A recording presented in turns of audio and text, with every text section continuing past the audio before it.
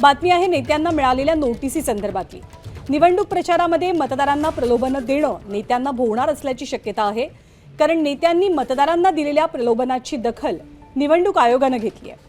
प्रलोभन देणाऱ्या 20 नेत्यांना निवडणूक आयोगाने नोटीस दिली असल्याची माहिती सूत्रांकडून मिळते आहे। सोबतच एकनाथ शिंदे आणि अजित पवारांना सुद्धा निवडणूक आयोगाची नोटीस मिळाल्याची माहिती सूत्रांकडून दिली जाते। सोबतच ज्या ठिकाणी नेत्यांनी ही वक्तव्य केली त्या ठिकाणच्या जिल्हाधिकाऱ्यांकडून तात्काळ अहवाल मागवण्यात आल्याची माहिती सुद्धा मिळते।